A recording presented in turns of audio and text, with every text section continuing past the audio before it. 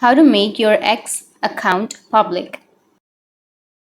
So if you want to make your X account public, then you just need to simply open up your X application.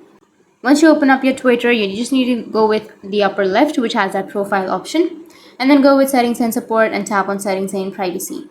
And you need to scroll down, tap on privacy and safety. Under privacy and safety, it will take you to your X activity. So go with the first option, which is audience and tagging. And here you will have an option of protect your post. So if you've turned on this option, then you just need to simply toggle it off. And then if you have turned on the protect your videos option, you need to simply toggle it off. So once you toggle that off, now you need to go with photo tagging and then turn off.